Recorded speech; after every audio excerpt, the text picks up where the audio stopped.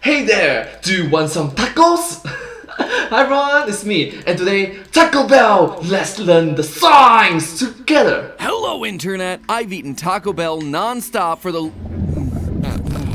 Excuse me. Sorry. Okay, I'm back, friends. So, I've eaten nothing but Taco Bell for the... sorry. Sorry, hold on a sec. Can you hear me if I shout? Yeah, I'm just gonna do this from here today, okay? Friends, the all-important question I'm trying to answer today is, does Taco Bell cause you to... Oh! Explosion! Bucklet, la la la.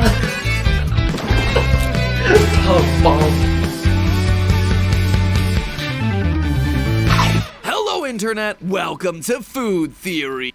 Hello, Internet! Welcome to Food Theory! Hi! No worries, Where after weeks of researching the topic, we are proud to announce that we can finally spell the word diarrhea correctly. Wait, what's that? You're telling me the British spell it with an O? Where's an O? Screw it, just throw some letters at the page and we'll call it a day. Friends, certain questions from the moment they're uttered are destined to become food theory episodes. How long could you survive locked in a grocery store? What is the Colonel's secret recipe? Is a hot dog a sandwich? And I'm proud to inform you that today we're tackling another one of the great food questions of our time. Does Taco Bell really cause you diarrhea? Because I can't lie here, theorists, this one's been on my mind for a while. Not only has the Theorist Nation been clamoring for this episode, not only have I encountered countless Taco Bell diarrhea memes over the years, but I've been listening to people regurgitate this accusation against Taco Bell ever since I was a wee bitty Matty Patty. And once you've heard something repeated again and again and again your entire life, it's easy to just accept it as true, but it doesn't necessarily mean that it is true. So today I want to know, is Taco Bell's status as a top-tier diarrhea inducer actually justified? I mean, don't get me wrong, I've had more than my fair share of gastrointestinal flare-ups after making a late-night run to the border myself, but if I'm being completely honest, I've experienced similar queasiness after visiting other restaurants too, so is there something about Taco Bell's food specifically that gives people diarrhea? Or is Taco Bell just the patsy for a broader trend that pertains to fast food in general? So come along, theorists, because today we're gonna see what science has to say about Taco Bell's reputation being in the toilet. And fair warning, brace yourself to hear the word diarrhea a lot. Sorry, but when you do an episode on diarrhea, it has a way of bubbling up every so often. Yep, I'm sorry if you are eating a meal right now. Please forgive me. I'm sorry. The consolation, the first person to state the exact number of times the word diarrhea is used in this episode will get their PG-rated comment pinned. That's the number of times it's spoken plus the number of times that the word appears on screen. So to begin, we gotta talk about normal poop. So meet the stool, otherwise known as feces, poo-poo, or what's left after your intestines absorb nutrients and fluids from the food that you swallow. Fun fact, do you know that I learned in school? You can say that I give birth to a brown baby.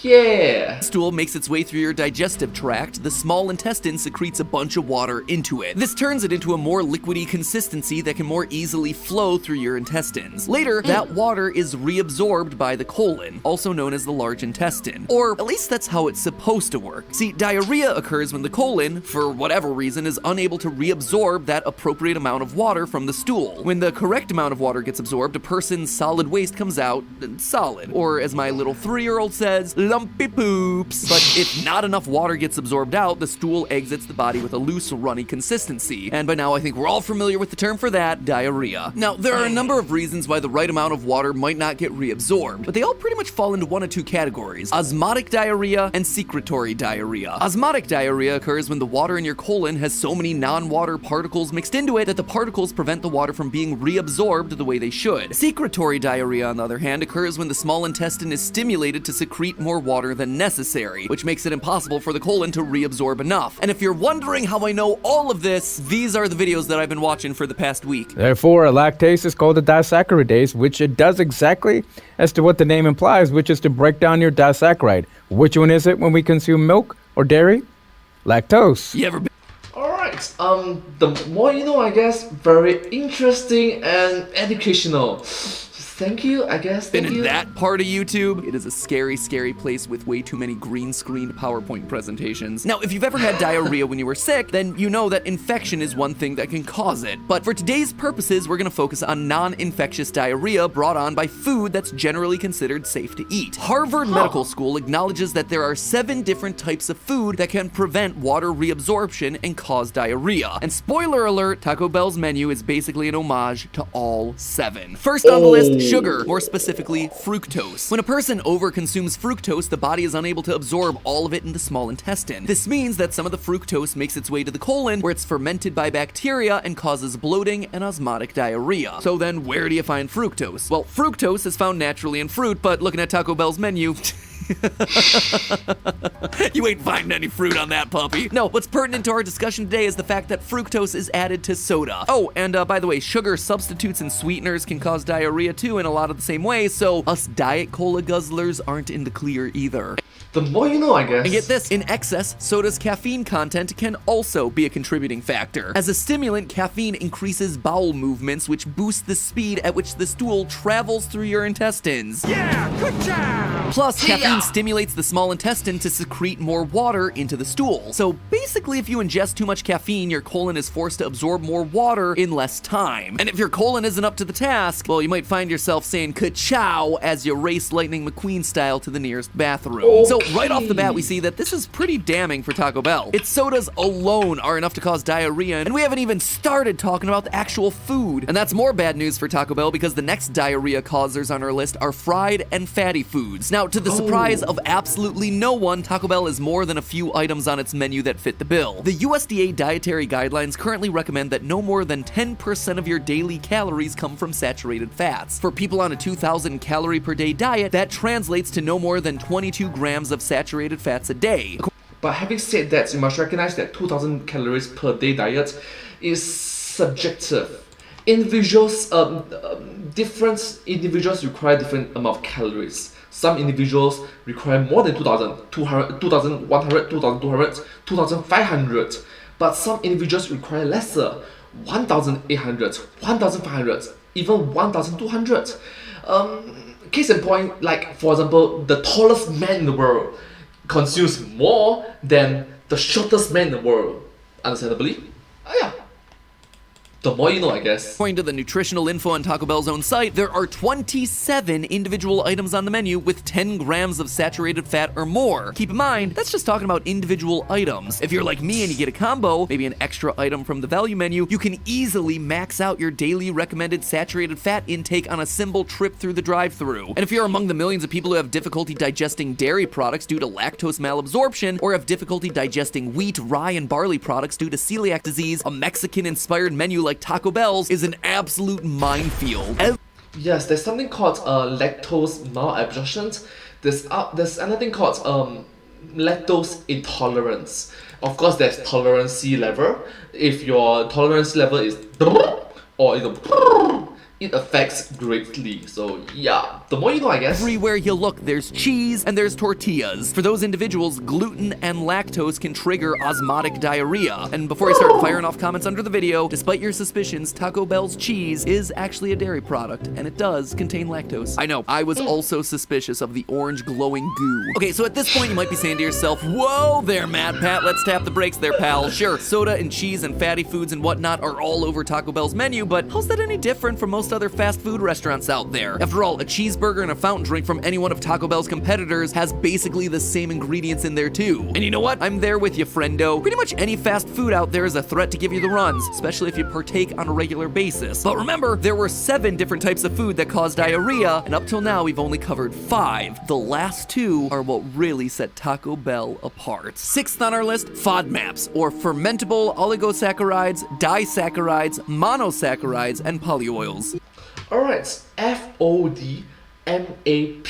The more you know. Yeah, I think I'm gonna stick with FODMAPs for this one, thanks. FODMAPs are a classification of short-chain carbohydrates that the small intestine absorbs poorly. Because so many of these carbs are left free-floating in the watery stool that moves along through the colon, that water becomes difficult to reabsorb, which causes osmotic diarrhea. Now, if that sounds a bit like deja vu, you're not wrong. Fructose Deja vu, I just been to this place before, higher on the street. I'm sorry. Which we talked about earlier is technically a FODMAP. Wheat products, also FODMAPs. But FODMAPs get their own bullet point on the old diarrhea list because the term encompasses a whole lot of foods. Now, certain FODMAPs, like artichoke and split pea, almost never get featured on fast food menus. Other FODMAPs, like onions and avocado, land guest star roles in a handful of menu items. But beans are the FODMAP that truly make Taco Bell stand out from its burger-serving competitors. After all, beans aren't just a topping or an afterthought on the Taco Bell menu. Beans are the basis of many Taco Bell menu items, from the bean burrito to the black bean crunch wrap supreme to the power menu bowl to the Baja diarrhea butt blast. Okay, I admit I made one of those up, and yes, it was the black bean crunch wrap supreme. And the final item on that diarrhea list is laser specific to Taco Bell: spicy food. Sure, other fast food restaurants have spicy items scattered throughout the menu, but none of the other major players include a fistful of hot sauce packets served with every meal. We've talked in depth about capsaicin in past food theory episodes, but one thing that we didn't get into is how capsaicin, the molecule that gives spice to peppers, can irritate your stomach lining and cause, say it with me, diarrhea. All the way down from the mouth.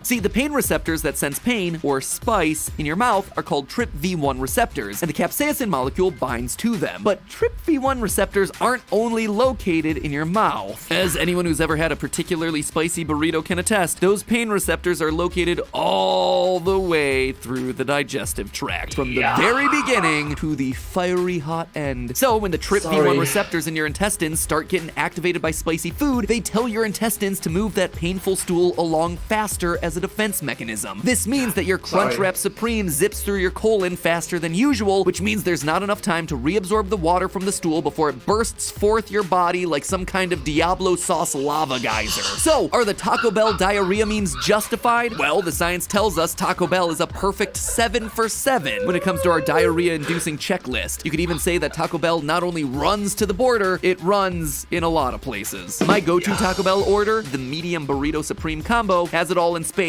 Sugar, caffeine, fried and fatty foods, lactose, gluten, FODMAPs, spicy food. So what does this mean for our fast food diarrhea tier list? It means that of the top 20 largest fast food chains worldwide, Taco Bell, with its intentionally spicy, loosely Mexican-inspired cuisine, is indeed a league of its own. Yes, theorists, after careful consideration, I'm putting Taco Bell alone at S tier. And every other restaurant with high fructose items on the menu can go ahead and cram themselves into the A tier. Now, to be fair, it is possible to get a meal at Taco Bell without putting yourself at severe risk of diarrhea. You just have to be real deliberate about what you order. Of the combos offered at my local Taco Bell, the 3 taco combo carries probably the lowest risk of giving you diarrhea. There are no beans, and if you go with chicken, you wind up with only, and yes, I am putting air quotes around that word, only 7.5 grams of saturated fat for the entire meal. If you order a water instead of a soda, lay off the hot sauce and brush off some of the cheese sprinkled on top, then congratulations, you've effectively sidestepped most of the diarrhea checklist. Now, congrats! But you must remember,